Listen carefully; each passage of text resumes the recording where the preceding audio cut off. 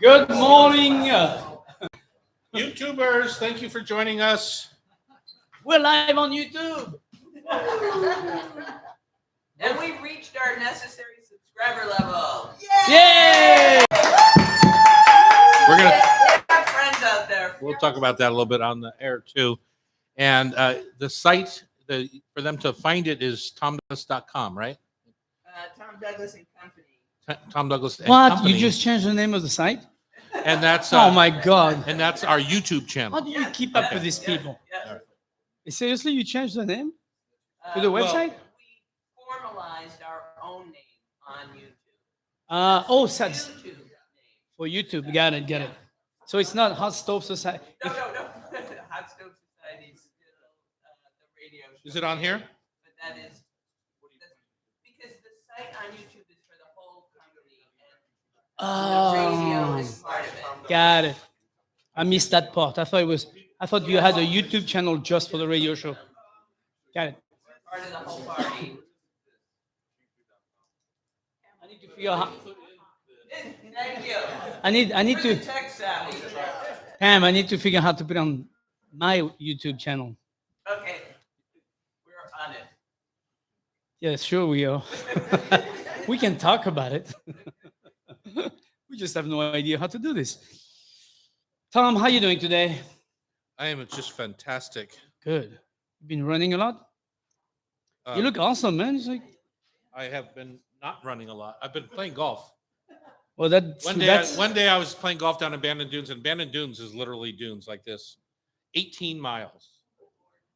Played 36 holes plus an hour and a half of practice time in a par 3. Look at Terry's face.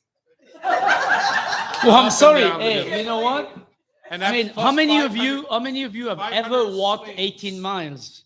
How often do you do it? Everybody but you does. Oh yeah. 500 How often swings. do you do 18 miles? Once a year. Okay, well that's better than most. I did that was one day. I know. I Yeah, understand. I did almost 10 every other Because I day. can do 18 miles in a week, but not in a day. Annie's excited about the Masters starting, and I want you to take her to Augusta. Oh yeah. Well, you know what? And by the way, I'm coming too. Because you've never played a round of golf in your life, have you? Yeah, exactly. That's why I'm looking at you like that. That doesn't. Oh.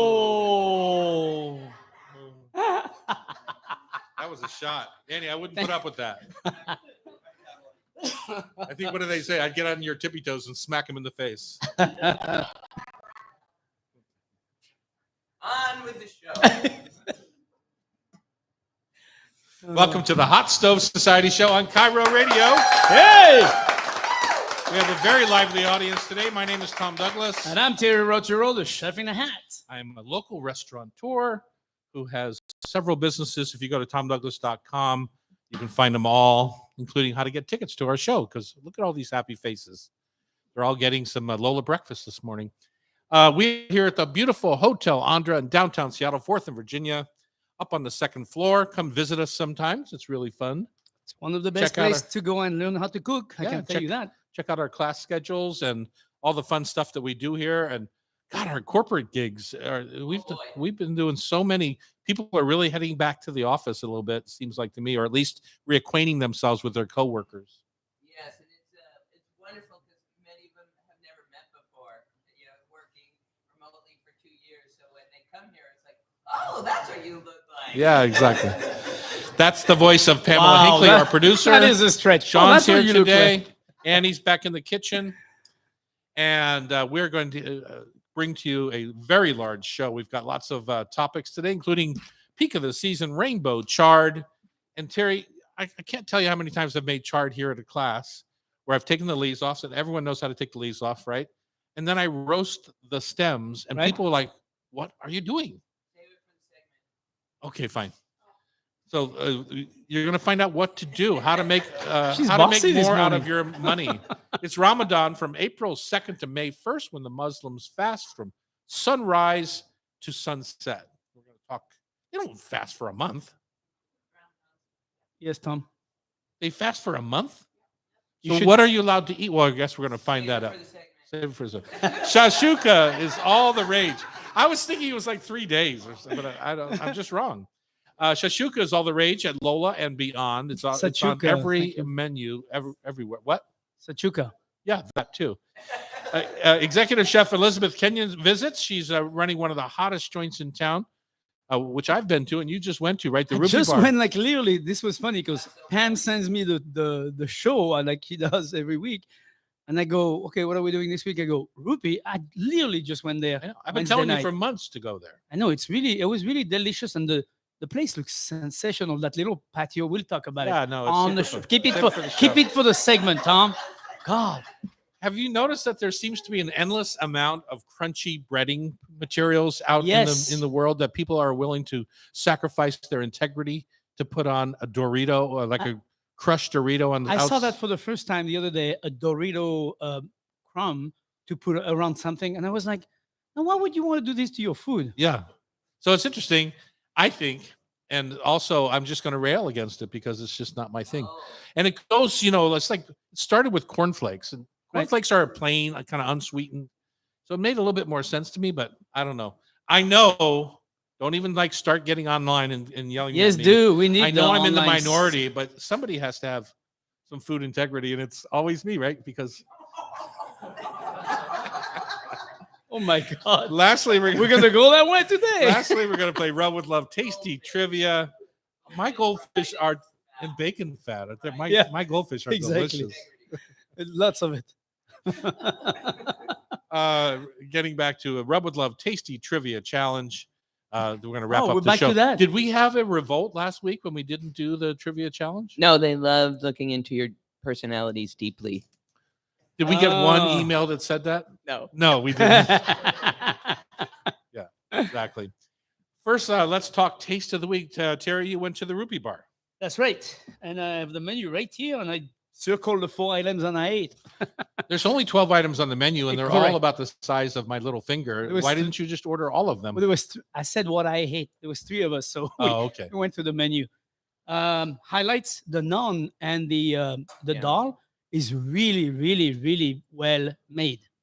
I mean, it's authentic. I've been to India once in my life, and it really, really tasted delicious. Beautifully made yellow lentil and naan, and the naan is really perfectly made. And naan is not something you can make in your own oven at home, unless it's already pre-made. Pre-made, I mean. So it's a difficult, if you don't have the oven to make it. But when you test it fresh, and I guess they have an oven back there. Mm-hmm.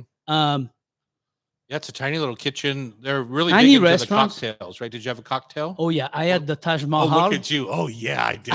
Well, I'm making those eyes because I had the Taj Mahal, and I felt it was a little bit sweet. So the bartender came and he said, "How did you like it?" I'm like, "I like it. Can you make a little less syrup in it?" And he's like, "Sure, no problem." And he made it, and it was fantastic. So we remade it for you. No, he made another one. Oh, I drink the first one, Oh, even you though it drank was it. sweet. I mean, you don't let that stuff go bad. Oh, a pig like that. A pig like this, you gotta eat all at once. Exactly. No, it was really delicious. One thing that was stunning is the look of the restaurant is really cute, very nicely thought of, and very well decorated and designed. And the outside patio, that's probably the only patio I've seen in Seattle that has a fire in the middle of the patio, like a really beautifully made wood carved or wood built kind of fire in the middle of the patio outside. Who's ever heard of that? I was like, you could put 3 tables here. The first thing I thought about was Right. get rid of the fire, put 3 tables. But no, it was. I would recommend definitely if you have a little, feel for Indian food, just please go there, and they do a great job. They put their own Well, twist, she's going to be on the show today. So Yeah. and you we'll can- hear more about it. But another pearl that I like of that dinner was the mutton rolls. They have a mutton rolls that's. Mhm, I thought that was really cool. my taste of the week. Last night we were doing a benefit dinner for Make a Wish, which Oh, yeah. is something that I know you have done many of. I was relating a story to a young man who I met him when he was 10 years old. They literally brought him in an ambulance from Children's Hospital because his wish was to meet a chef and to work in a kitchen. So he was 10 or 12 years, 11 maybe years old, and came and he was blown up like a balloon. All the drugs that he was on, and he was, I don't remember what his illness was, but I don't think there was a ton of expectation Right. that he was going to see another birthday. And we did the whole thing. He spent the day with Sean in the kitchen at the palace, and I met him and we chatted, blah, blah, blah. Nice to say, however many years later, his mother says, his mother walks up to me and says, "Do you remember me?" Blah, blah, blah. And I said, "Well, I remember, yeah. How's your son doing?" You ask the question, it's like, how's your son doing? Because you don't think that he's there anymore. And he's a chef in Walla Walla. And Whoa! So isn't that cool? Good news. That's very I cool. think this is about 20 years ago now, if I had to guess, maybe 18 or 20. So I think he's in his 30s and still cooking around the Northwest, I believe. So I'm not going to Good. share his name because I don't remember it. But at the same time, last night, I was doing as we do annually, the benefit for the people that bought our dinner, Serious Pie Pizza making class at Serious Pie, the old Virginia space. We only had 8 people show up out of the, I think, 18 or 20 that we had given. And we all made pizza together, shared stories. And I know I'm getting around to my taste of the week. We were eating some of the mozzarella's just by itself that we use on our pizza now. And it's from Ferndale Creamery or Farmstead Creamery up in the Ferndale area up by Bellingham. Yeah. It's really good. And it's available in all of our stores. And sometimes we get so caught up in buying stuff from Italy or this or that we forget to try something local, especially in something like a mozzarella, or we just buy the commercial stuff out of Wisconsin. Right. The Ferndale it's totally worth supporting. I think it's a delicious little mozzarella. And he makes a good smoky scaramousa also. I remember when he came on the show and he brought that. I was like, I love scaramousa. It just reminded me that this is right in our backyard and we should celebrate it and enjoy it. Absolutely. I know we have switched over to it completely at our pizza restaurants. Right.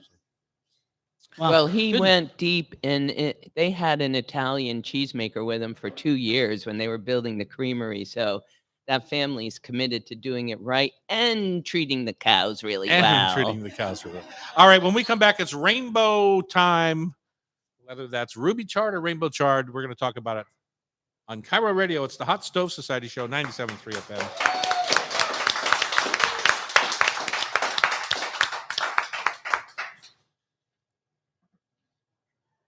Nice. Good start. Even though they're a little rough this morning. The 2 of them. I am totally rough. I feel, Kramer and Seinfeld, that's the kind of hair I have this morning. What, Sean? Okay. Little energy. One person is worrying, the other one's like, that's what we want. Go figure. This is why we can't get our stuff together. One says yes, the other one says no. I'm like, well, what are we going to do?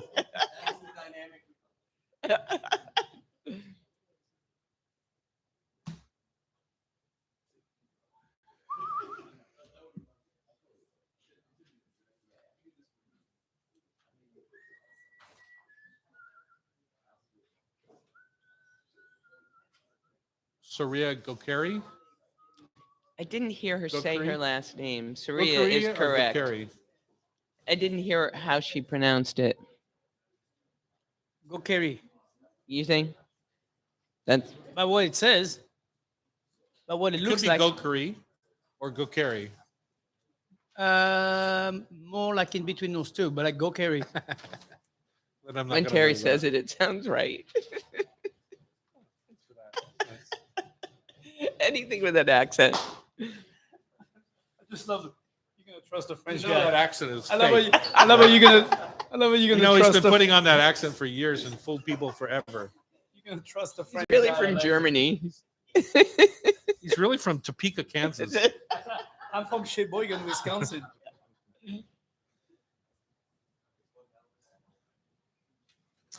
All right, we're back in the kitchen at the Hot Stove Society, downtown Seattle. If you want to, you can watch us on YouTube every Friday morning from 9 to 11 when we tape the show. Go to Tom Douglas, what is it, Pamela? And Company. Tom Douglas and Company. YouTube.com/Tom Douglas and Company. And what we really love for you to do, it doesn't cost a penny, is to become a subscriber. Yes. so that we can maintain our URL on the radio. And Terry, you're going to post it on your site too at some point, right? Eventually, I'm gonna, once I find a technician that can help me do this stuff, I'll put it on my YouTube channel as well. You know, our producer here, Sean, our electronic The very producer, capable individual. Yes, can I help should you. definitely talk to him. he can help you. I keep forgetting we have in-house capabilities. So once again, the other night I was making chard here for one of the classes. I teach quite a few of the classes around here, and once again, I was taking the leaves off the chard and getting ready to saute them. But then I took the stems and I chopped the stems, and the whole room goes quiet because everyone's used to throwing the stems in the compost bin. And it's a little bit like my asparagus rant. It's good for your compost. Yeah. It's a little bit like my asparagus ramp where people have been kind of taught to break it, and where it breaks is where it's tender, and it's such nonsense, right? Correct. Where it breaks is where there's no more stringy stuff on the outside of the stem, and so you end up throwing a third of your asparagus away that you just paid $5 a pound for, and because if you just taken a peeler and peeled off a little bit of that kind of stemmy stuff on the outside of the asparagus, it's perfectly delicious. No, exactly. It's like asparagus, oddly, and it eats like asparagus. So same with chard. Those big stems, whether it's ruby chard or the the rainbow chard, just take those stems, trim off the very bottom of the end, the cut end, trim off a 1/4 inch, right? Yeah. The rest, just cut at an angle, and then I like to just throw them in the oven. I'll saute them in olive oil, salt, and pepper, and throw them in the oven. And then when those are done in, say, 10 minutes, now it only takes a minute or two to cook the top parts, the leaves, and saute those with, again, olive oil, salt, butter. My new favorite is our taco seasoning on them because I used it this week. it's really citrusy and has that little backup of some mild chilies. I just think it's a great little greens enhancer. I recommend it on roasted broccoli. As a matter of fact, I did that this week. It was delicious. Generally, yeah.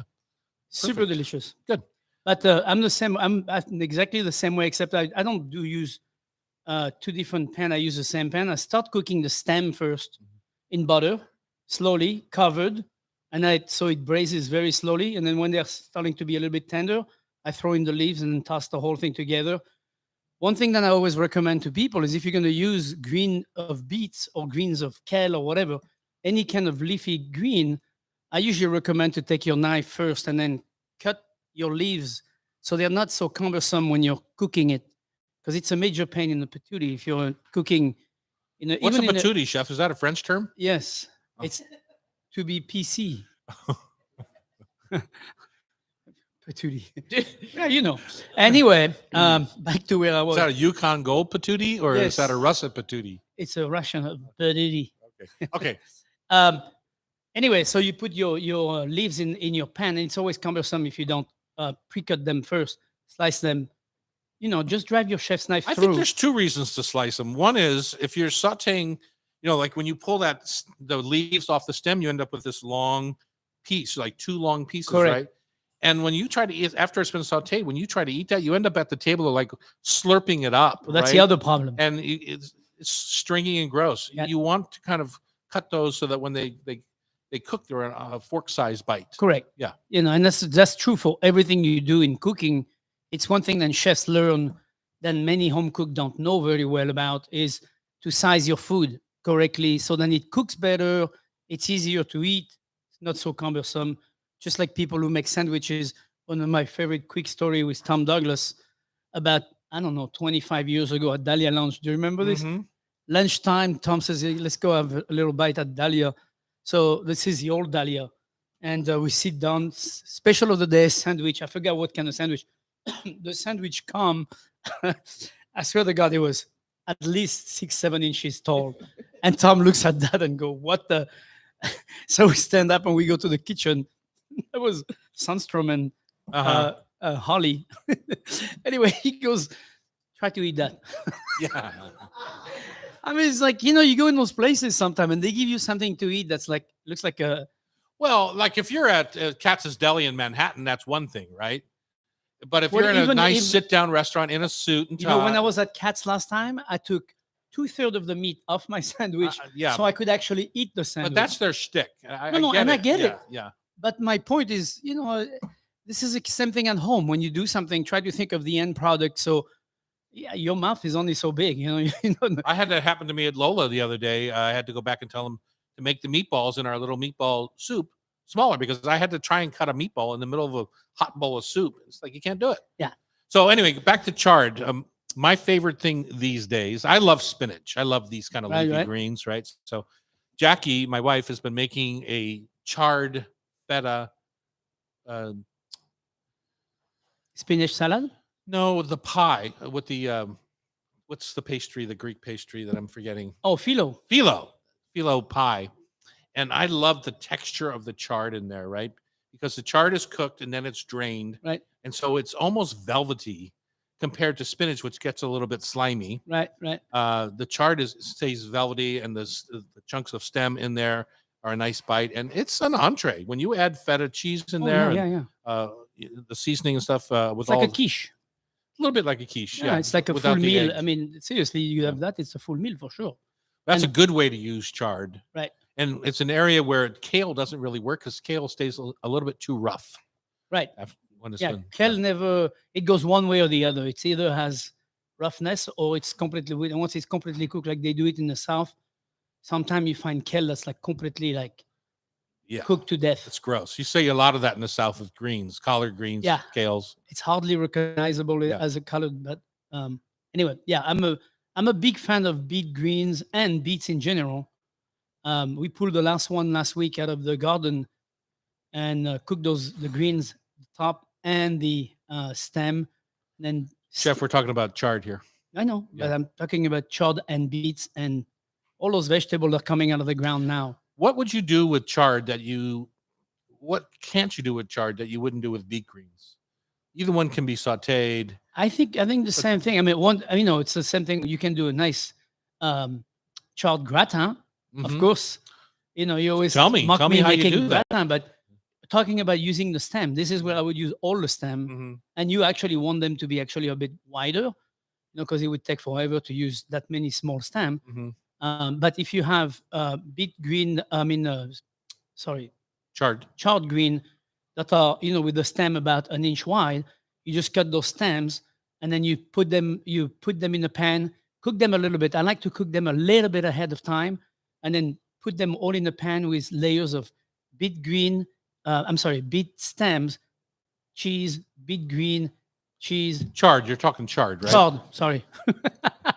I get confused between the beet green and the chard, but you get the point. I'm trying to do it with, you can do it with either or, but with the chard, it makes a wonderful gratin. Then if you want and get fancy on me, you put So are you cooking the chard first in your gratin? Like you're little bit. sauteing a little bit? I'm And then are sauteing you the adding stem. cream? What are you adding to it? Cheese, Cheese? cream. What kind of cheese? No, Like sorry. Comté or something like that? Yeah, like a Comté or Emmental, you know, something that has a Mhm. little bite to it, and then seasoning, and then lay down the stems, and then cheese, leaves, cheese, stem. So you vary between steam and between leaves and stems. Wow, I can't speak this morning. Cheese layered, and then bechamel on top, a little layer of bechamel, and you Uh-huh. bake the whole thing in the oven. Finish with cheese, and then bake again under the broiler, and you have this wonderful little crusty gratin of beautiful greens. Sounds delicious. You know, this is the year of Ramadan is from April 2nd to May 1st. Muslims fast from sunrise to sunset. We're going to talk to a young lady who's the owner of the Café Turko in Fremont about the foods that Muslims eat to break their fast. I know nothing about this topic. I have to Yes. read about it a little bit. When we come back on Cairo Radio, it's the Hot Stove Society Show, 97.3 FM.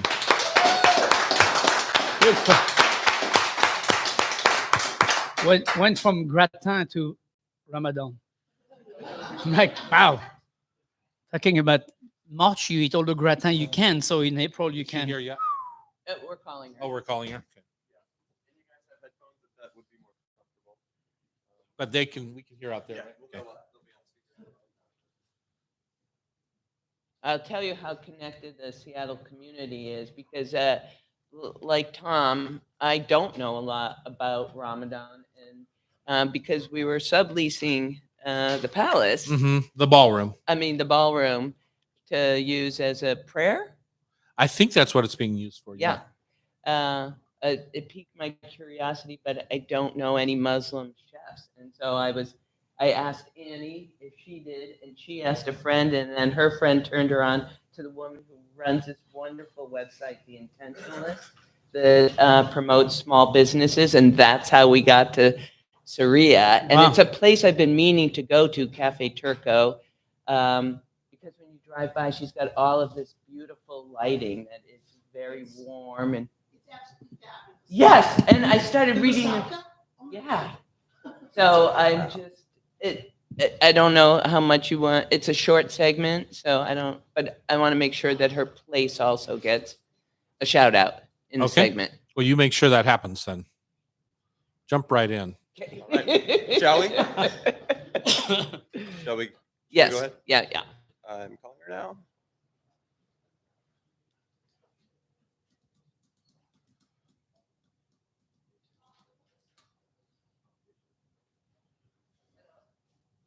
Good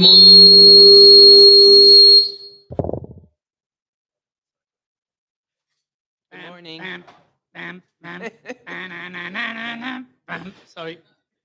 We're just rehearsing here.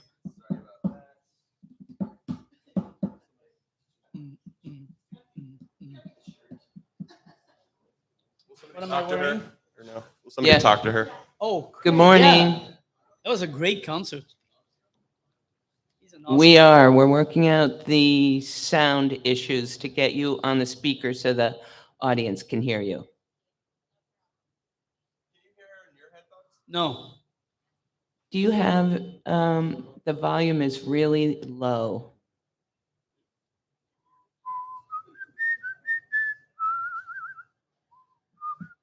Have, do you have a way Is to? she on speaker or is she on the phone? You're on the phone, right, Sureya? Can't be on speaker. Yep, we told her. Oye, ¿cómo va?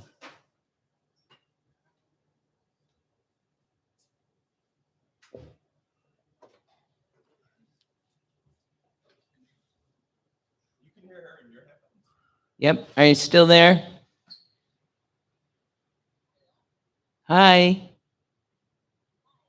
Oh, good. I can hear her, yes, but cannot- it is very low. Can you hear her, Terry? Zero. Okay. Thanks for hanging with us as we get our connectivity going.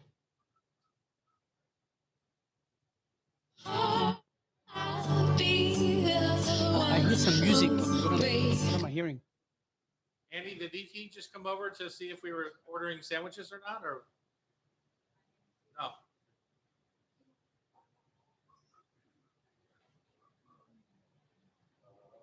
Are you at the restaurant, Sureya?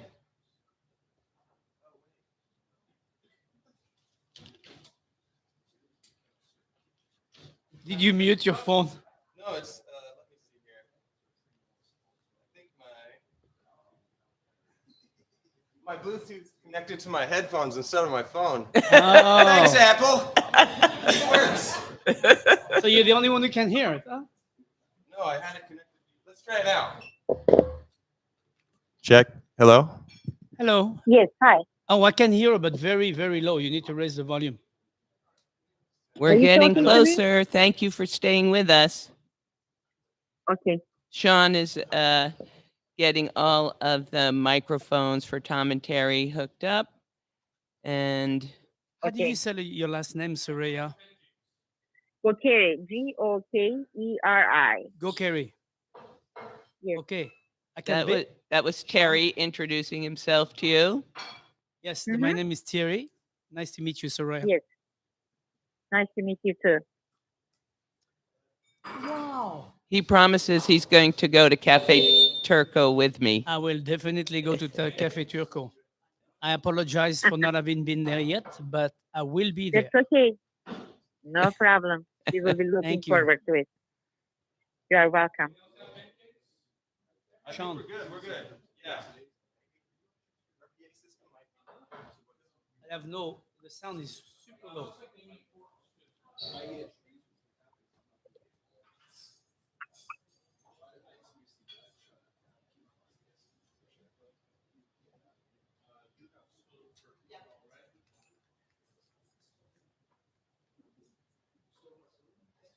Hello?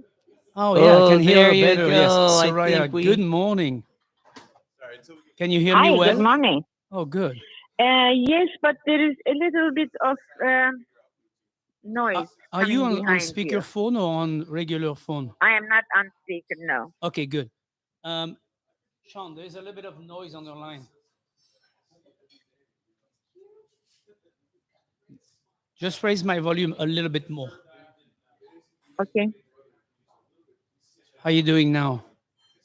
thank you. It's much better. Much better. better. Okay. Okay, now we are ready to roll. Hang on. I want to All make right. sure that.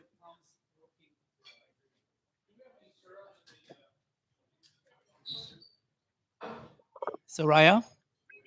Yes. Oh, good. I can hear you. And this is okay. Both mics are working. Do, Is that all? doing the radio show is almost as complicated as running a restaurant. Except we don't have, as you and I talked about yesterday, we don't have as many employee problems. Oh, yeah. No That's kidding. nice. We actually have in the audience today a big fan of yours who was just talking about your moussaka. Yeah. Really? And how spectacular the food is there. So that's why Terry and I are making a commitment to come meet you in person. Maybe you should. Of course, I would love. But don't come this month. No, not. Oh, we'll come after sundown. No, just kidding. No, we'll Yeah, come. We'll what come. I mean is this month we will be fasting. We don't want to have Right. you sit and eat by yourself. Right. I've done it before. It's very lonely. I don't like that. Food is meant to be shared, so it's nice to be eating with other people. Terry, let's lead into the conversation with Sureya about Ramadan. Yeah, you're gonna. We would appreciate if you could explain to all our listeners exactly what Ramadan is and who's doing it and Right now? why. Yep. Now As soon we as, are. as soon as we get on the Do show. we have to use our headphones? Is that? 'Cause Yeah. I'm not hearing it Okay. out there, right? Sorry, folks. You'll have to listen on the weekend to hear her. Okay. All right. So this is Tom. Sorry, I was just putting out breakfast for you. Okay. Is it Gokeri or Yes. Good kitty. Gokeri? Uh, Good. Gokeri. Welcome back to the Hot Stove Society show on Cairo Radio. This year, Ramadan is from April 2nd to May 1st, where Muslims fast from Yes. sunrise to sunset.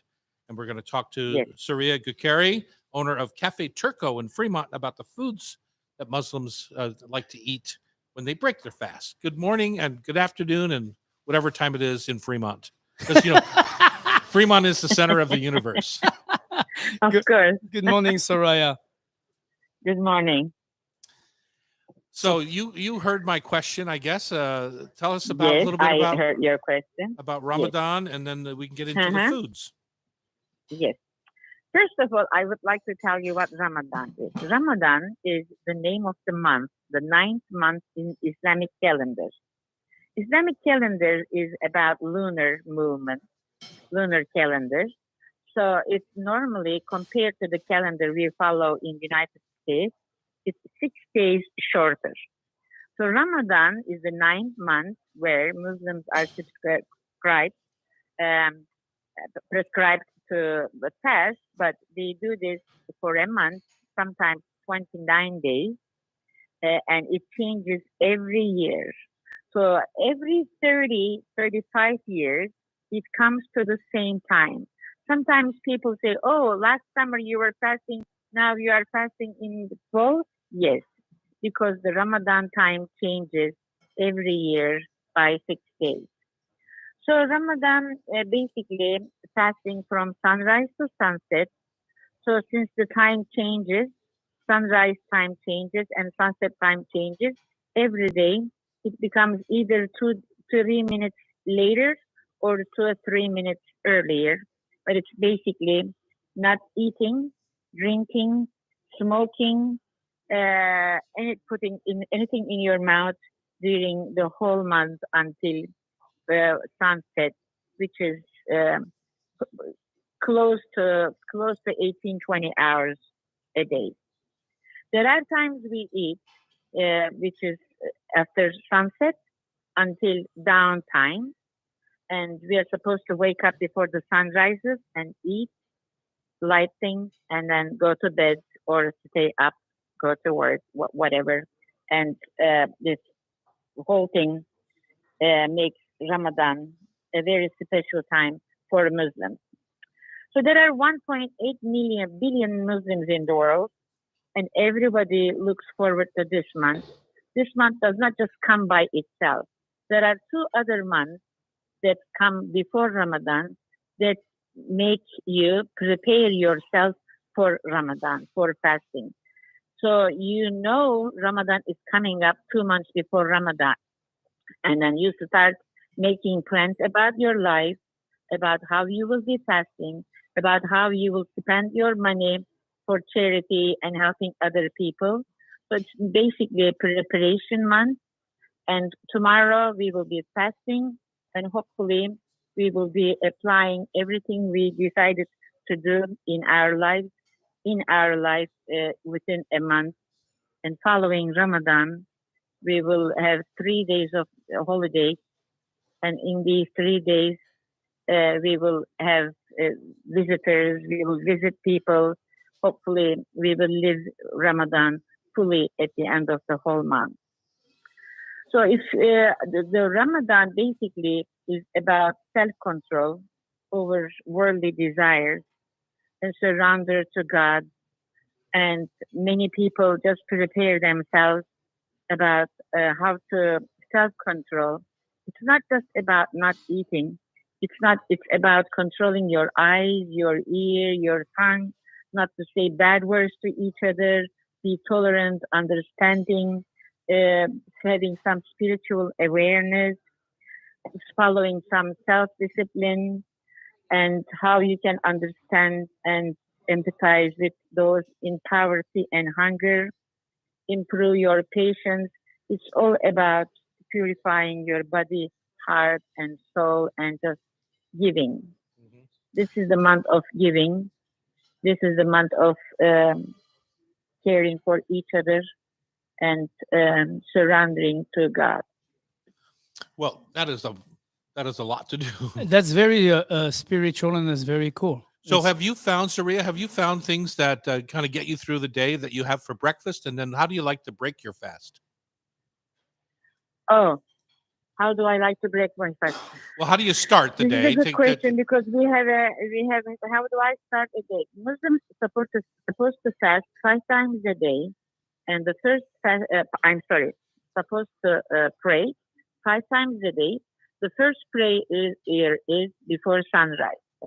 So normally I get up before sunrise, half an hour or 45 minutes before sun rises, and I prepare food for my children. I have 2 sons, for my family, and we eat together. 10 minutes before the dawn ends, sun rises, we stop eating and drinking, and I go and pray. And as a family, we pray. And then if it's too early, summertime, we go to bed. If not, we get ready and go to work, or, do our usual stuff in the morning. We don't have breakfast. But when it's time to break the fast, normally no Muslim family will break the fast alone. They will either go to neighbors or community or friends, somebody, family, just whatever.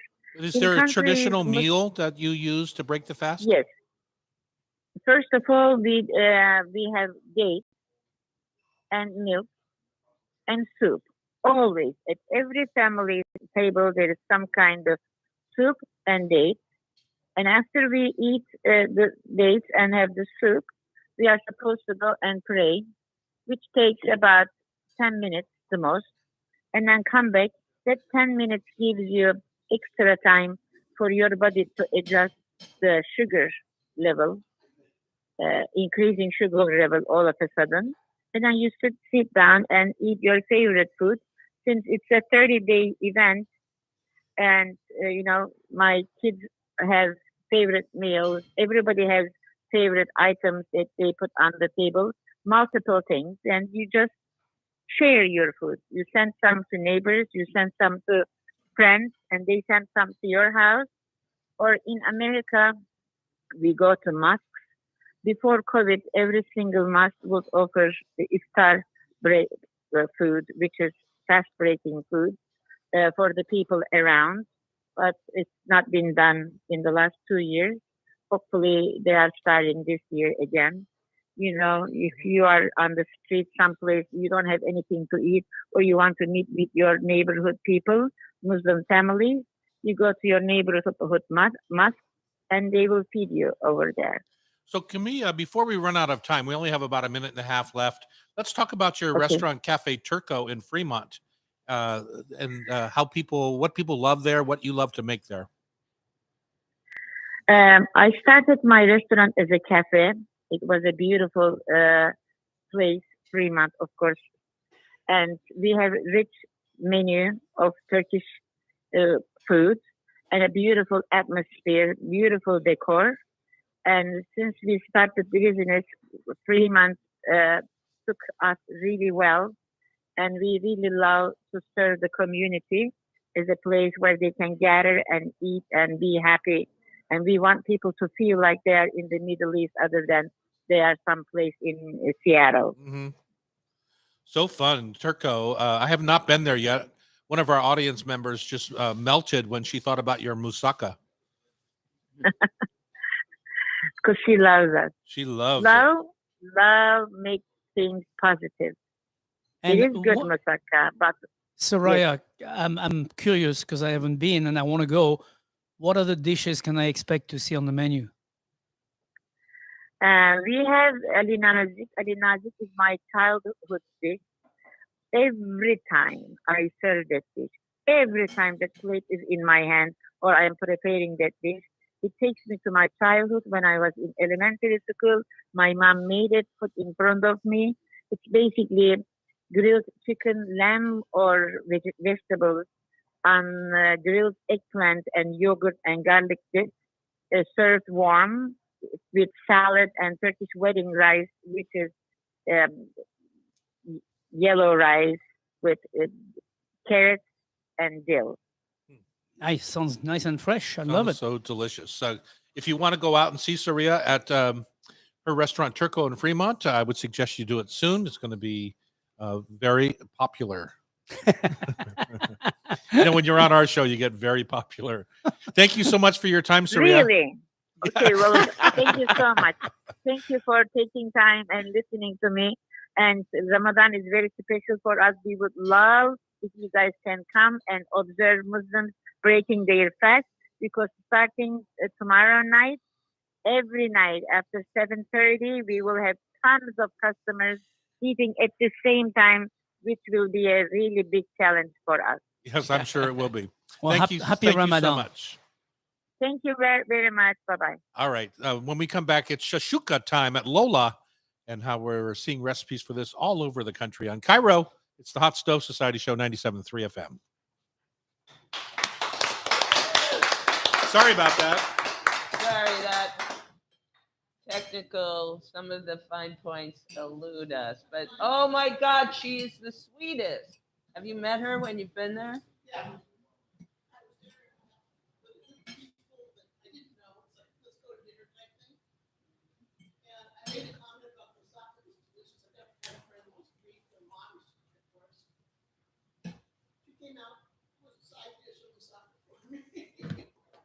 Did you guys say you went to?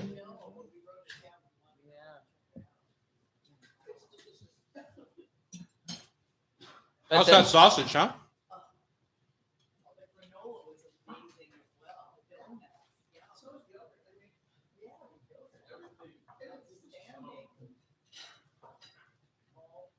Best sausage in Seattle.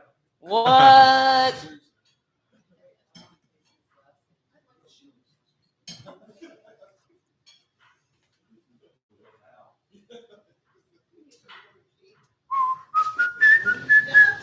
What are you saying? I'm Sack. Shuka. pronouncing it wrong. It's not Shashuka, it's sak. You have to make.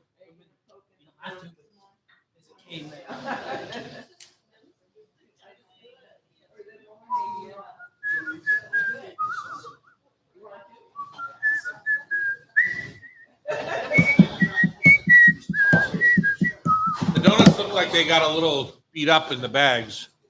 They okay? You got a little chocolate donut? How was that? What is it? Oh, vanilla.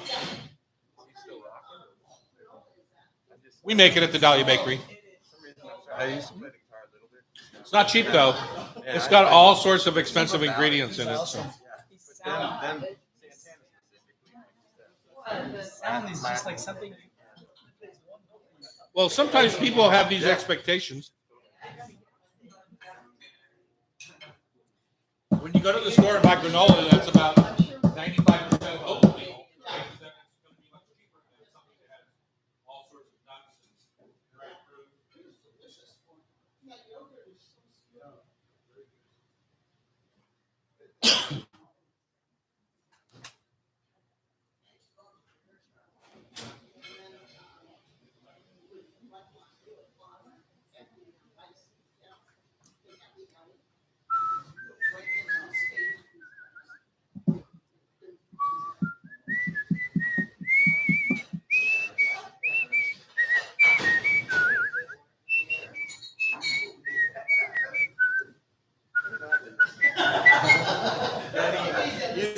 music.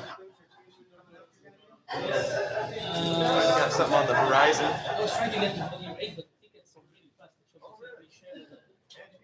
I'm gonna call somebody, see if I can get in, but otherwise, I got it's a 90-year-old bluesman, Chicago, black man. BB King? No, He's dead. That's unfortunate. He wouldn't be doing concert. John Lee Hooker's dead too, right?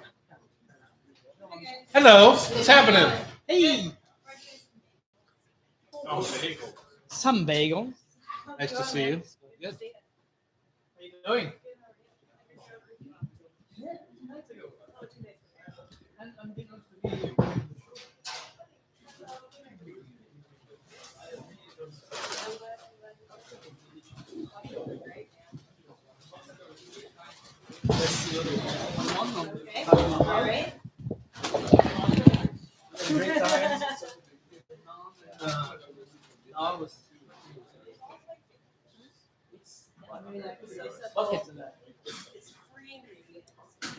When I was in India, I tested you.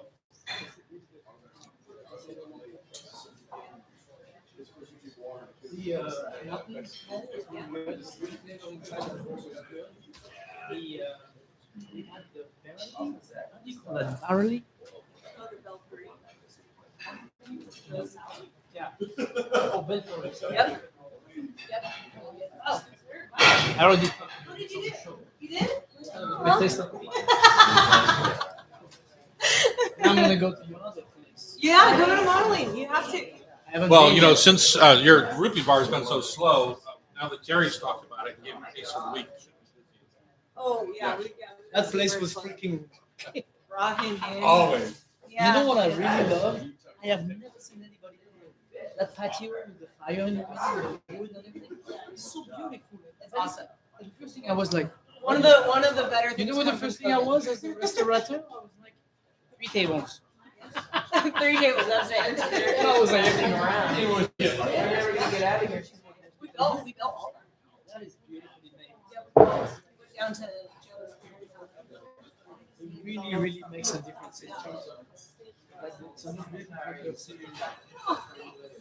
It's cool because that whole Is there anything I don't know, it gives it a nice, It's nice. nice warmth. All right, Chef, we're running behind here.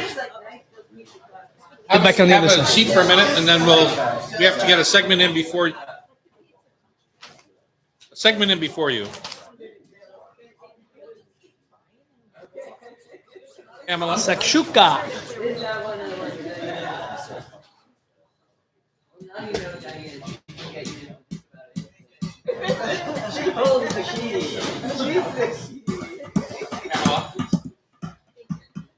would like to switch in segment hour 2.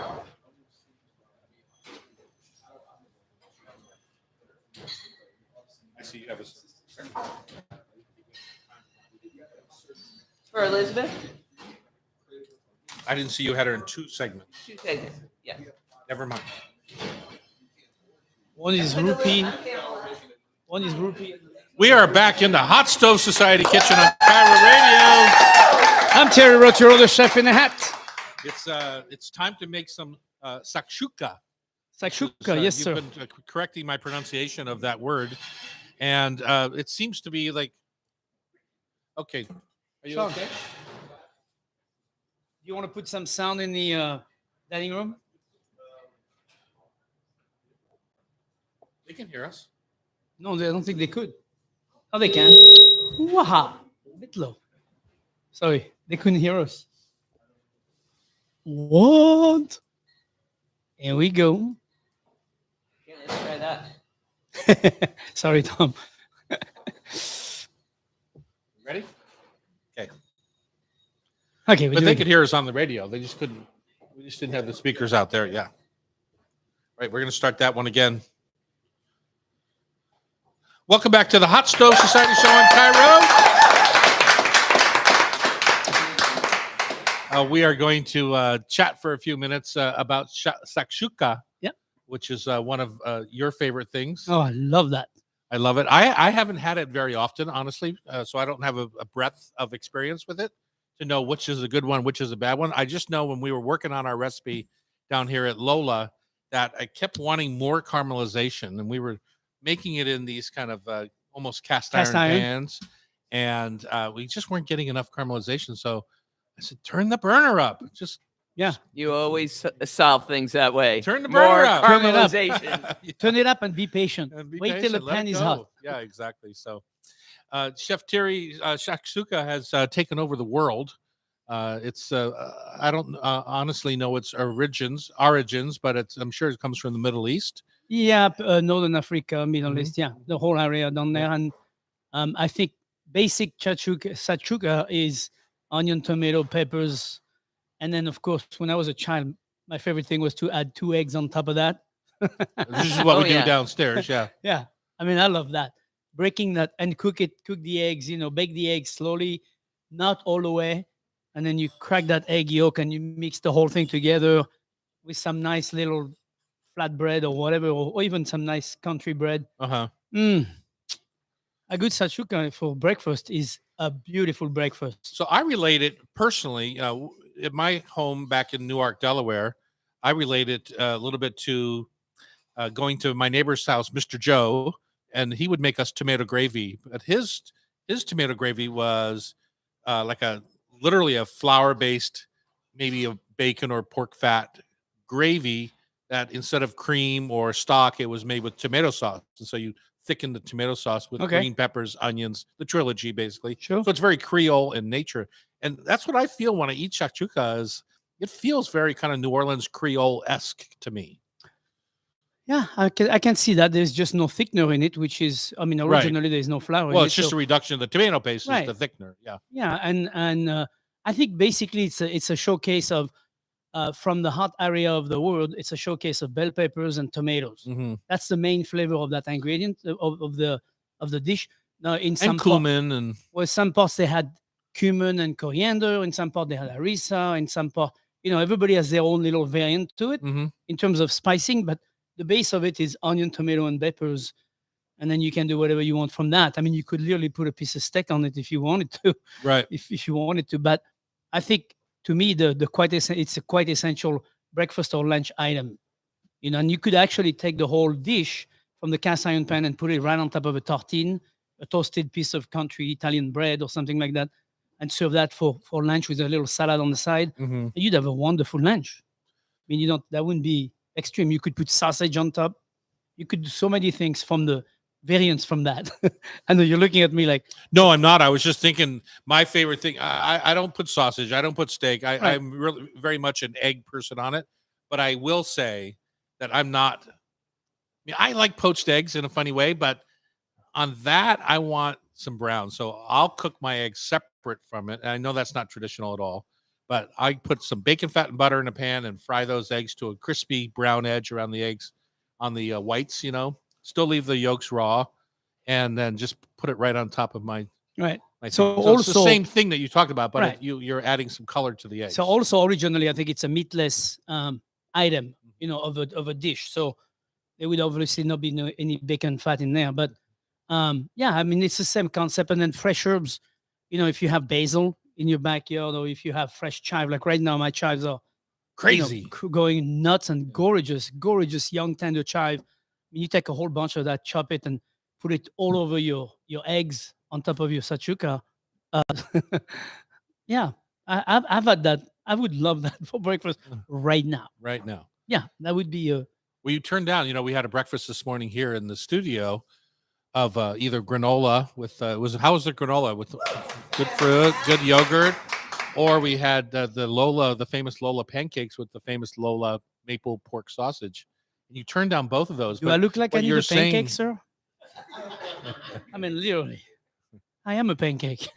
So is there, so typically for us, how we make this is we have the cast iron, we get it nice and hot, we sear the peppers and onions, and then we add the crushed tomatoes. Correct. So to me, it's not just tomato sauce; it's kind of like crushed tomatoes. So there's some pulp in there, Correct. right? So, and then we just simply let that zip up. I mean, we add garlic to ours. I don't know if that's traditional or not. I think that's an and add-on. we also That's use fine. the harissa, but we use the rose harissa, and I love the rose harissa. It's made with rose hips because it adds just a beautiful fragrance to the dish. That straight up harissa. Well, straight up harissa, you get preserved lemon and cumin and garlic and peppers or pepper paste. With the rose harissa, you really get an aromat Right. to it. So And if you have none of the above, you just add what do you normally have? Your hot sauce in your refrigerator than you always have, and you add the spicy chili crisp. you put spicy chili crisp on top of those 2 eggs. You'll have a wonderful dish on your hands. Now there's a mix of cultures right there. Exactly. Yeah. The point is that I think the base of it is understood, and then the rest is becoming a vessel to just you can add on to what you want. Depends on your breakfast idea. I mean, you could literally take the vegetable before you put the eggs, put some breadcrumb, and then put it in the oven and bake it, and have a nice little crispiness on top. Put your eggs right on top of that. That would be good too. The other place that this dish really works well is, in my mind, is on a campfire. Oh yeah, Like if you're out camping or something, because I think the little wood smoke from the campfire that you pick yeah. up is something with this particular dish, right? The cast iron, the hot sear. Perfect for And- camping for sure. The biggest thing there is you take your toast and you do that over the fire too, because Mhm. toast just sucks up the smoke from a campfire, from any sort of wood fire. So, Yeah. and you don't even. I mean, the dish itself doesn't even need to be smoky because your toast is smoky. So. Pam, have you ever had shashuka? Yes, and the reason I was attracted to talking about it today is because I've started to see many more green variations, and it's unusual for me to turn away from anything that's based in peppers because I'm a pepper enthusiast. But now I'm seeing versions of shashuka on leafy greens more, garlicky greens and leeks, still with the warm egg on top and the ability to sop up your Right. crunchy bread. So I just love the popularity of the combination of the vegetables and warm egg, but demonstrating that there's a lot of possibilities with it. Yeah, you don't need a big steak. I mean, it really is filling, and it's really a meal. But it's a no meat. It's a no meat dish. No meat, yeah. Yeah, it's a no meat No dish. meat. No. But I mean, you're right. You can do so many versions. I mean, especially in spring and summer, once you have all those vegetables, zucchini would be good. When you have all those zucchini in your backyard, you had that, sliced zucchini, quickly saute, put them into your shakshuka after it's done. Or, just before you put the eggs on top, you'd have a wonderful dish. It would be almost like a ratatouille idea where you start putting eggplant and zucchini added to your shakshuka. But originally, it's a quick wham bam thing in the morning and people make for breakfast or for lunch. And it's not a very complicated thing for the house. So Well, I've done a 180 on it. It's not something I would ever order. If you gave me a choice of smoked salmon on rye We toast. know. Smoked salmon on rye toast or something in the morning. I would have that 100 times out of 100 over a Shashuka. And then when we put it on the menu here at Lola, I started falling in love with it. It's something that is now in But my would you have repertoire. it for breakfast now? Yeah. Yeah, I mean, Of I think course. it's a great breakfast item. Start your day with vegetables. That's what I Yeah. say. I will say that I do start my day with smoked salmon 5 days out of 7. Just saying. Wait, I love what happened to smoked the salmon. sausage and the bacon? Oh, that's the other 2 days. That was this morning. Yeah. Right now, we have time for this. Right now, if you go to Wild Salmon Fish Market over at the Fisherman's Terminal, they happen to have a beautiful, huge king salmon that's smoked and in chunks. And it's delicious. I'll just say that. Okay, when we come back, it's time for hour number 2. Stay with us for another hour. We got so many things, including Elizabeth Kenyon, from the Old Salt Bagels to Manolin to the Rupee Bar. On Cairo, it's the Hot Stove Society Show, 97.3 FM.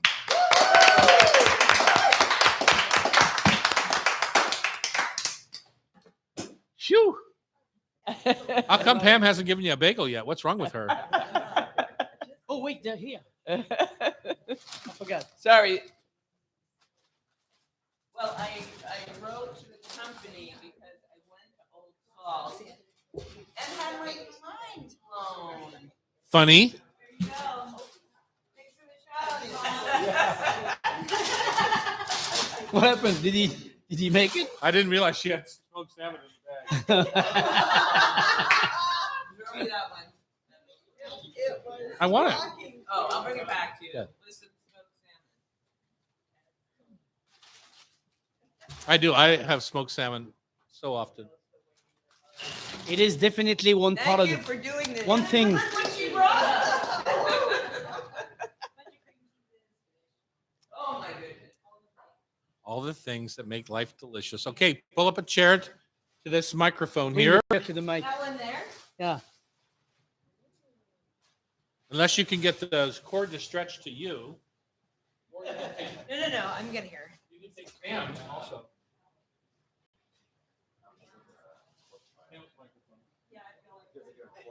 Giving me flashbacks from college. I'm sorry, Judge. I didn't mean to.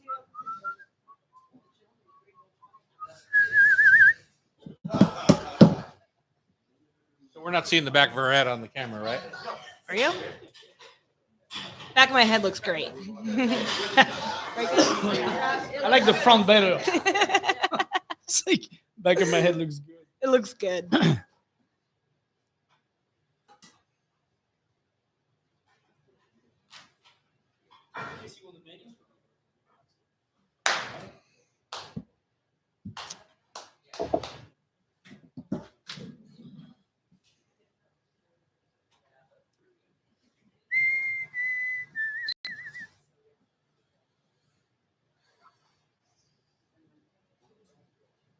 Amazon workers vote for a union.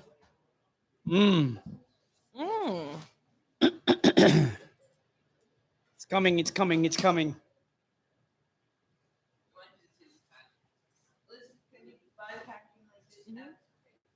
Yes, you can. Yeah.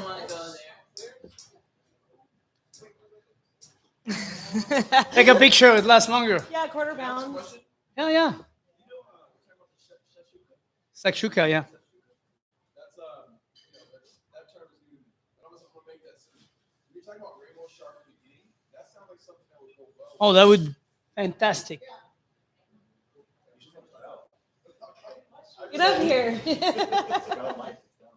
I would probably saute them even ahead of time and then add them to the stew when it's ready, when it's cooked.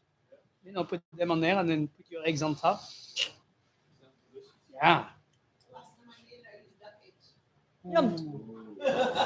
Now that's another level. So we're going to save Rupee Bar for the second segment. Just so you know. Okay, Rupee Bar, online. Old Salt. First segment. I understand, but we're going to, Okay. we're going to I see. save Rupee for the second segment. Okay. You're with us. Give that the whole 9 minutes on the second segment. You guys have notes for me or what? Nope. Yes. You haven't Does rehearsed? anybody have the menu? You want to see what you're serving on the menu? You haven't rehearsed? What? You haven't rehearsed? No. Oh my I haven't rehearsed. Welcome I'm back. like- It's the Hot Stove Society Show, hour number 2. I'm Terry Rotero, the chef in a I'm hat. Tom Douglas. We're here in downtown Seattle at the beautiful Hotel Andra, second floor. If you see Lola on the corner, just go inside that building and come up to the second floor. And we are often full of excited guests here, learning how to cook or enjoying each other's company. In our next hour, of course, we're going to wrap it up with food for thought, tasty trivia. That's always a fun time. Can't get too much of that, can you, Chef? Never enough. I'm sorry we missed it last week, but We're going to talk for a few minutes about weird, crunchy breading things that are going on in our world that make me nuts. And I'm not talking about hazelnuts. are they 'cause that makes using? a I pretty was good going to say, are crunchy they breading using thing. hazelnut? But yeah, there's a lot going on, and I think it's just like I hope it's just a fad.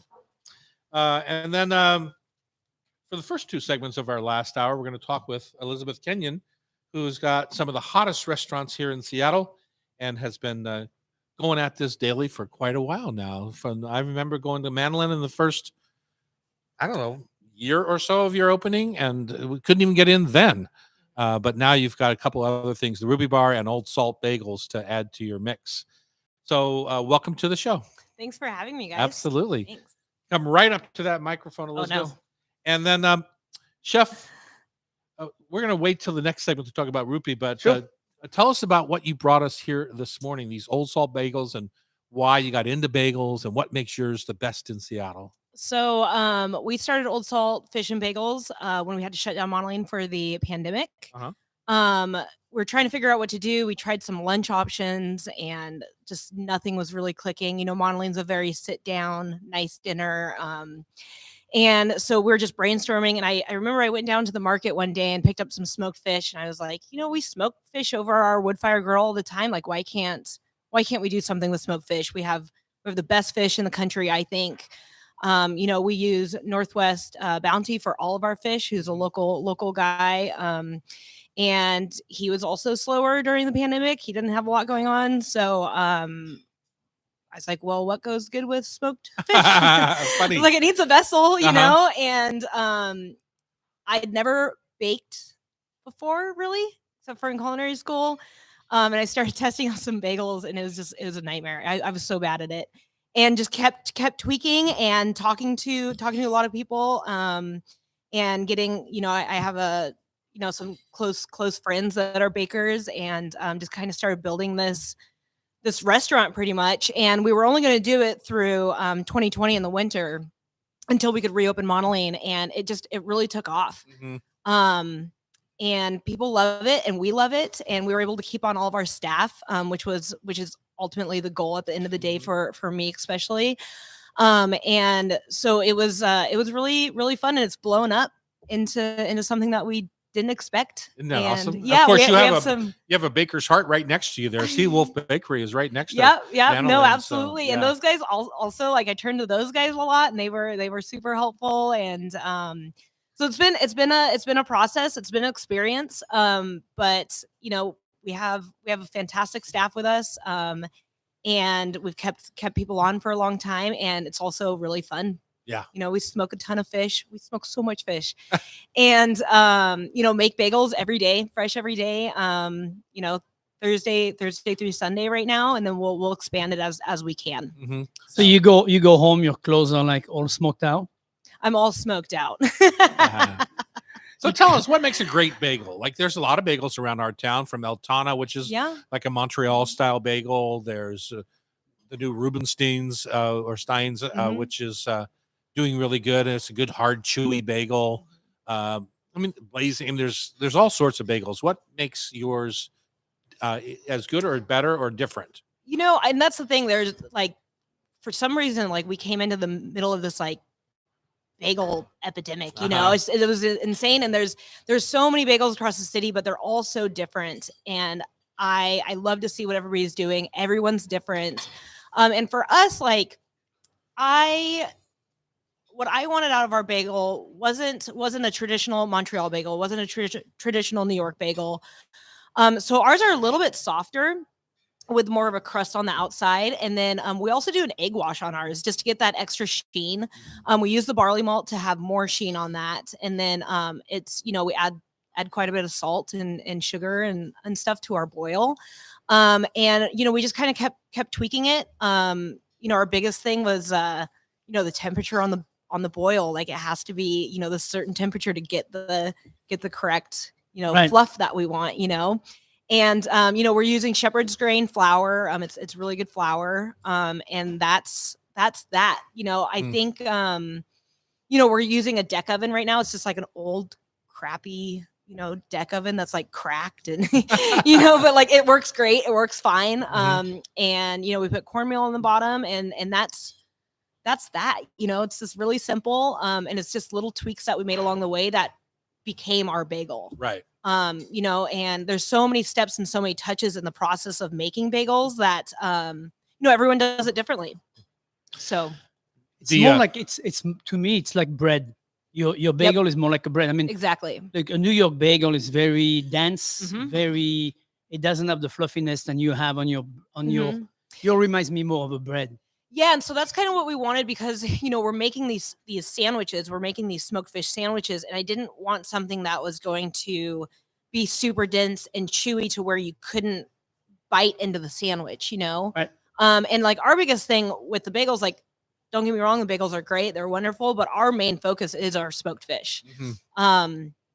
So that's just something easy to eat with some fish and kind of take the back. It would do great on the grill, I think, on the barbecue. Like if you were turning on your barbecue and have those bagels around, throw them on there and give it a nice little char cut them in half, put it on the grill and give it a nice char. That would definitely help with the smoked salmon. It would be like. But it was the first bagel I ever had that I thought, I'm so glad I didn't get it toasted because the texture of it is so satisfying and perfect. And it was like, and that was our main thing too. Like our tastings was, we'd toast them longer, we wouldn't toast them. And our consensus was, I don't want a toasted bagel and I'm not going to offer to toast a bagel, but we will. We have little home toasters. I love a toasted bagel. Yeah, we have little home so toasters. good. They take a lot longer, but you can wait a little bit longer if you want a toasted bagel. Well, you were standing over there when I was lauding that I ran into this beautiful king salmon over at the Wild Salmon Fish Market, because in their particular case, it changes every week depending on what fish they get in. They happen to have this beautiful king smoked, but your smoked fish is delicious too. So we love wild salmon, but that's more kippered, right? And this is more lox like. So we have lox. It's a traditional lox, and then we do have a kippered salmon, which we use. We actually use a chum or a kita, which is a like lower. It's not as popular as the salmon. So we're using up a lot of the bycatch in that area, and then we also have a lightly smoked black cod. It's on a cold smoke. We put some cayenne on there and brine it with salt. Yeah, all delicious. When we come back, let's jump into Rupee Bar and what's going on over there and how it's, in my mind, changed the way a lot of people dine. On Cairo Radio, it's the Hot Stove Society Show, 97.3 FM. Super delicious. Good. Does the crew change from Old Salt to Manolin? Or is it the same folks? No, they're totally separate. They are. Yeah. Okay. Yep. We did have some crossover for a while, but I hired bakers, and they're fantastic. And then actually my Manolin, one of my Manolin cooks ended up taking the sous chef position at Old Salt and took that over, and he's crushing it. It's fantastic. So there's been some crossover, and then some people, I have one cook that goes from Manolin to Rupee Bar. He does splits, and then anybody can kind of pick up shifts. Everybody's like cross trained pretty well. Keep things exciting. The fire pit's really popular. Yeah. And Terry said that there's one at Rupee Bar now too. Yeah. I think it's Yeah. I will say it when I'm done eating. I was just looking at fire pits for the Totem Lake patio. Nice. But I was out of Marinacos and they have these, natural stone columnal basalt fire pits. But they're too expensive. $3,000 a piece. Too much. Yeah. Old Salt. Yep, it's in the Manolin restaurant in the morning. Yeah. So just walk in there and And Manolin is where exactly? Fremont. It's right next to. It's off Stoneway North. Right next to Seawolf Bakers. If you guys ever go there. I guess it's the Fremont edition today, Café Turko. Yeah. I love Café Turko. It's funny. I don't think people think of that area as Fremont. What is it? Wallingford? Stoneway? I think of it as Wallingford. I was the president of the chamber, and we got a lot of our dues from Stoneway. I'm sure you do. I'm just saying. I don't. Fremont or Wallingford? I don't. Thank you. You made No, you it's made definitely them, you made Fremont. them believe they were in Fremont. It's easy there. I know where it is. I think people think of it as that side of Fremont as Wallingford. Exactly. Exactly. Exactly. There's Exactly.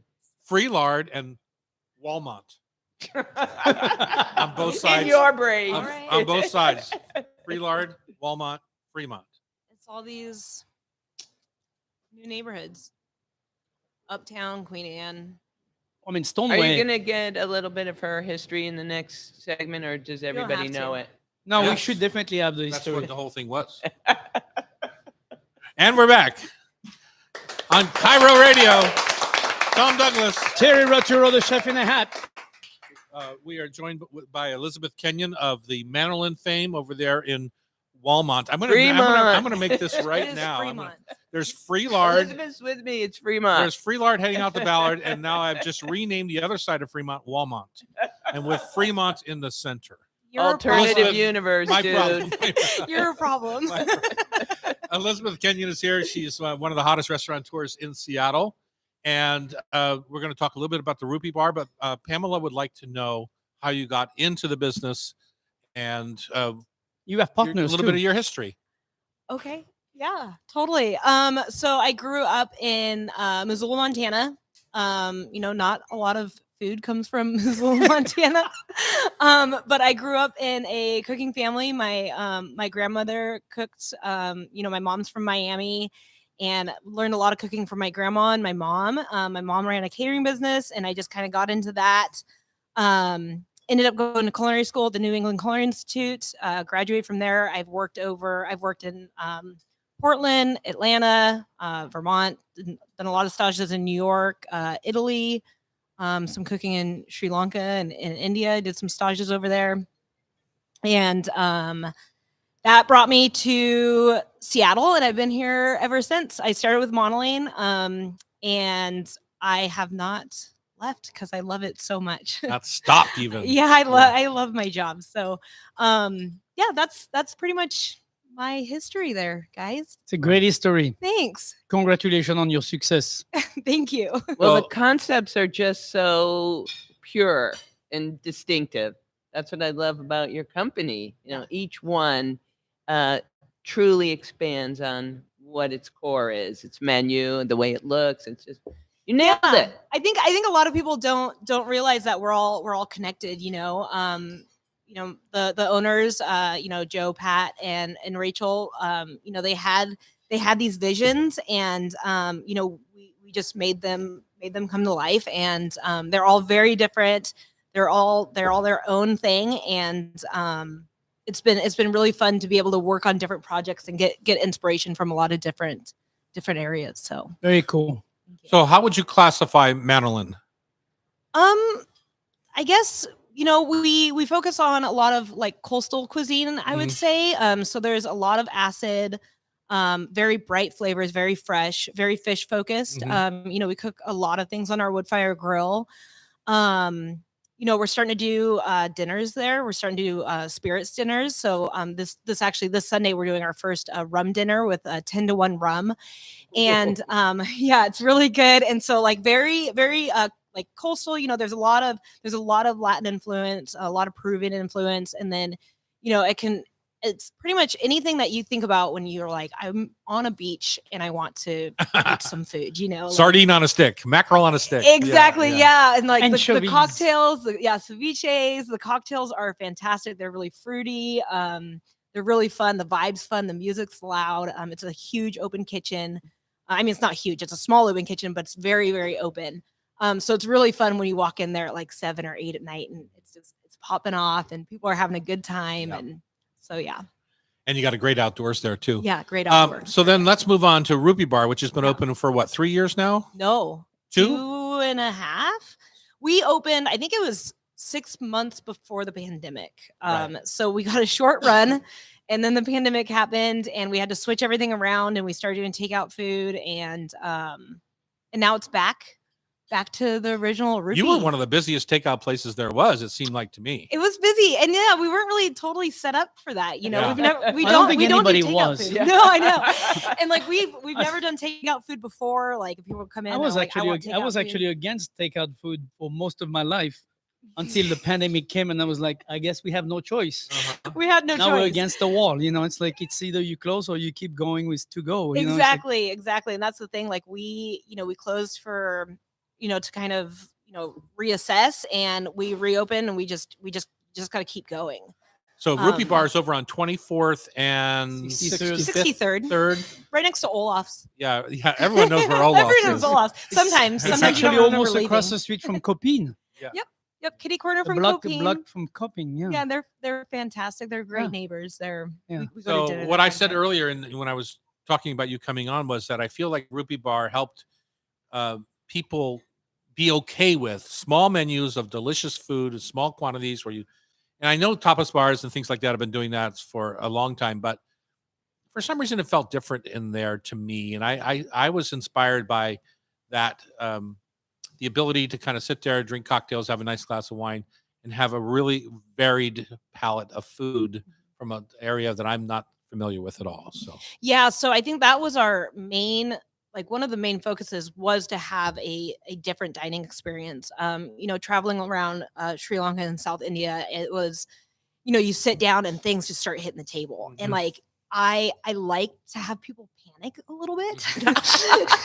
You just kind of start throwing Well, out it's food. nice to have people scared when you're in charge. I know, it's kind of fun. It's funny to watch, and then they settle into it. It's like, oh, I should eat everything like however I want to. It's not coursed out. We will do it coursed out if you really want it, but we wanted to have a really fun, fast dining experience. Not fast in the way of like we're hurrying you out of there, but like things hit and you just start eating all these different things together, and it's pretty much like choose your own adventure. Yeah. And that's like my favorite style of eating. like dim sum or in a funny Yeah. way. Yeah. Yeah, absolutely. So, and I think, I'm designing the menu to be,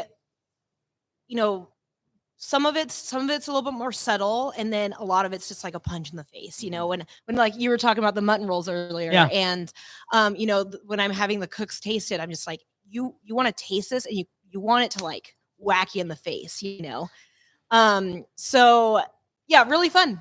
Really Yeah, fun. I mean- The cocktail program also, like, I think we have one of the best bars. Those guys are definitely on top Seattle. of their game now. Yes. I They're had a couple fantastic. cocktails that were delicious. We actually, all three of us had different cocktails, and they Yep. were all fantastic. So Awesome. Yeah. really, really good. Yeah. My Taj Mahal, which I'm a gin drinker, so was really Awesome. delicious. And Yeah, everyone works very hard across all of our restaurants. yeah, I mean, it's nice to see a team of people who are all on the same tune, Yes. and they all, the server was super, super good, very nice, very helpful. Awesome. So great experience overall, and congratulations. And the place looks very cool and it feels very comfortable, and it doesn't feel like you're in a brand new, modern Tiny restaurant. 30-seat place. Yeah, and Joe, Pat, and Rachel, and some of the other people there, we built all of that. Mhm. Everything that you touch in there is built by the owners. From the bar top to the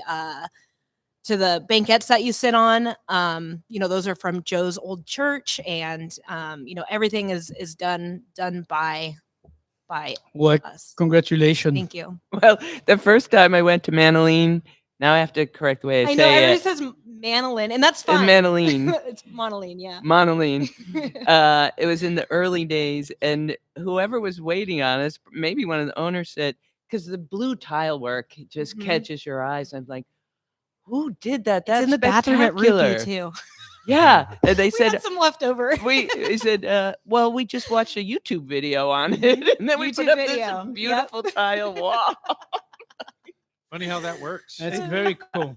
Yeah. Congratulations for being Thank you, so guys. creative. Thanks for having me. We're going to jump right from the deliciousness that is Manolin and the Rupee Old Bar Salt. and Old Salt bagels to What is it with those crumbs? Cheetos breadcrumbs? Uh-huh. OMG. On Cairo Radio, it's the Hot Stove Society Show, 97, 3 FM. Thank you. You have to go there. Awesome. Thank you.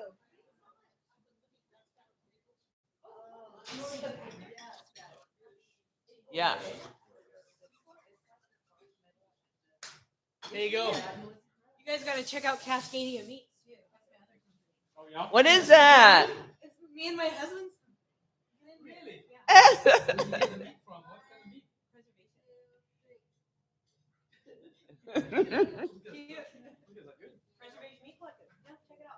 Sausages next time.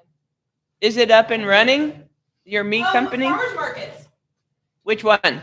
So right now we're just at Ballard, and then we'll be at Wallingford, Madrona, maybe Bellevue. Do you have a lot of little elves that work for you? How are you getting all this done? That's my husband. He's your elf. I like that.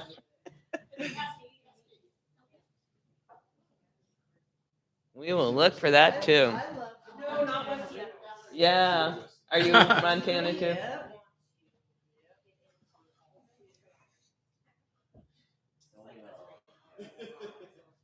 Thanks, guys. Thank you. Good luck. Thanks for making Thank the trek you. all the way downtown from Walmart. Vermont. Yeah, thank you very much. Take care. All right, Tommy. Let's bring it home, Chef. Bunch of crumbs. Bagel crumbs. That's coming next. We hope you're up for a crummy time here at the Hot Stove Society. It's the Hot Stove Society Kitchen here on Cairo Radio. My name's Tom Douglas. And I'm Thierry Roturo, the chef in the hat. Chef in the Chapeau. That's right. You're looking fine today, Chef. Hey, so are you. Yeah, Look thanks at so you in much. your suit over there. I'm in my velour sweat outfit. Classy. Classy. Velour. You need the gold I came chain. early. I was here early to get changed before my 8 o'clock or my 8:10 meeting. I have an 8:10 meeting on Fridays and then till the radio show. And then but I got called into duty at the bar at the Dahlia Bakery this morning. We had a no-show server today. So I went in there and there were about, how many people were in line at that point? Maybe 15 or 20. A lot. A good sign for And business. Molly, our manager there, was just looked at me and I could just see in her eyes. She was like, just Terror. looked at me. No, not terror. She was totally in control. She's been there before. She's been doing Yeah. this a long time. Yeah, 2 days ago. She knows how to pace it. But I said, could you use a hand? And she just said, if you have time, that would be fabulous. Just really simply. You know, Commentate it like that, you know you need to step in. well, not just step in, but it's so sweet to see somebody who's getting their butt kicked. Yeah. Just keep their calm. Just do what you can do, right? And try to make it the best for each guest that we have. Anyway, wasn't long So- after that, Eric showed up to make coffees, and I went to my meeting and all that sort of thing.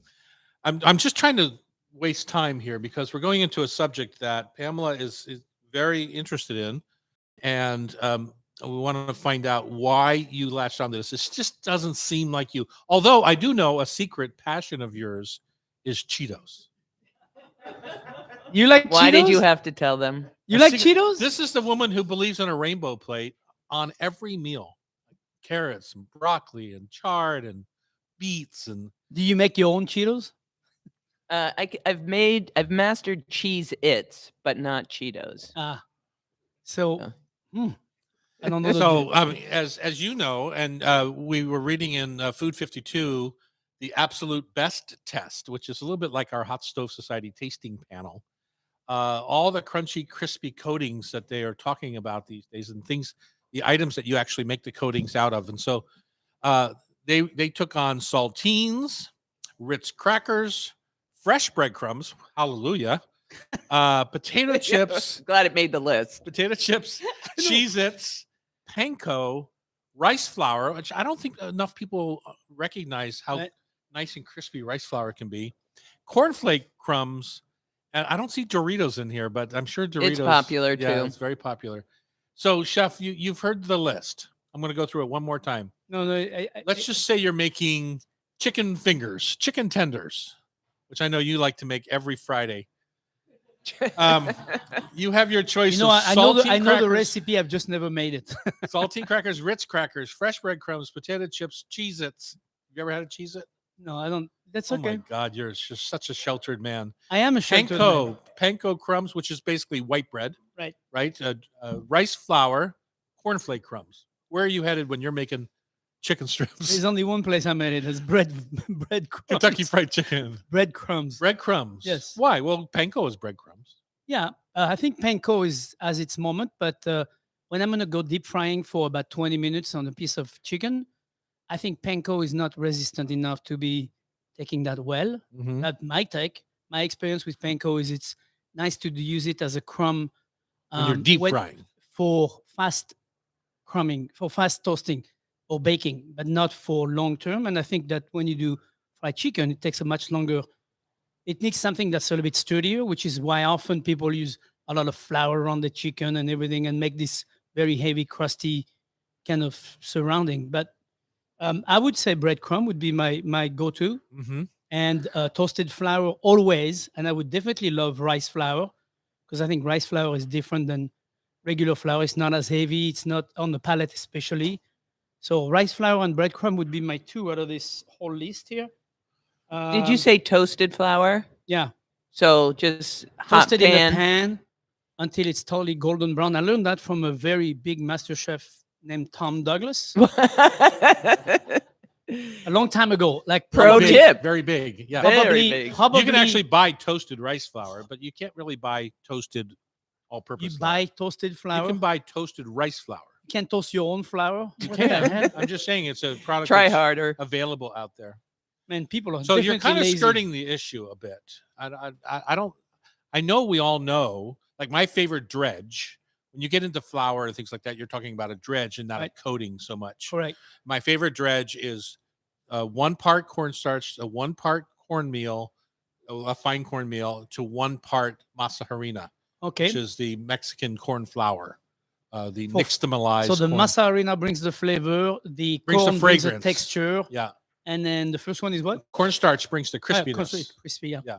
So that's my favorite dredge. But if I'm trying to think how I would use the Cheez-Its. The only time I've ever used potato chips, You know how is you used it? my mom made, the tuna casserole with potato chips on top or something like that, right? So, Mm, yeah, exactly. nice. But from a crumb perspective, I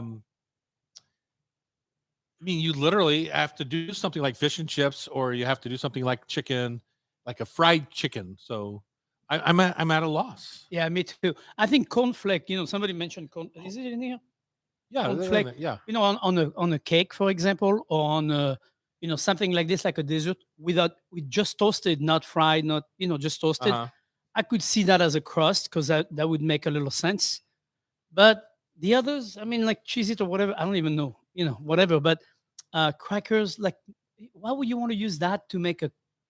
I mean, Well, here's the thing about that. Here's If what I'll you- say about that, yes. which is down at Seatown restaurant, I take buckets of Pepper's Farm goldfish Yes, I know. and I saute them in Yes. bacon fat, butter, and my one of my spice rubs. So sometimes I use the peri peri rub, sometimes I use the crab cake seasoning. So what you're doing is you're making. That's you not go- like a crust. You're though. going from ordinary to extraordinary for the goldfish. Yes, That's what you're doing. Yes, exactly. But going to a breadcrumb, to a crumb to make that, no. Well, Only I think the places that are getting away with it are like Taco Bell and extraordinary restaurants like that. The test was done all on chicken cutlets. Chicken So- cutlets, like as in chicken milanese. Right. So yeah. they were looking to some of these other breadings to add another like spice level. Uh-huh. Um, And did they come to a conclusion in this? breadcrumbs. Breadcrumbs? Hallelujah. Reinvent the wheel. Guess what? You come back at the end. No, it's got to be round. Well, the most likely in that scenario, if you wanted to use up a cracker that you had, like the saltines would make a really fine breadcrumb if you crushed them with a rolling pin. There's nothing there to be. But you better fry fast because it's already baked. It's already crunchy. It's already got all this different texture. So if you're going to fry that. Uh. You can't leave that in the fryer for 20 minutes. It would be burned. You don't need to. Yeah. It would be quick. These cutlets are, they're a quarter-inch thick at the most, True. right? So You're going to put that on veal cutlet? Holy cow. Yes, sir. Why not? I mean, people leave breadcrumbs in their home all the time for years in their cupboards, right? You Progresso thing of breadcrumbs, and all of a sudden you have a veal cutlet or a chicken cutlet or a pork cutlet, and you go and you reach,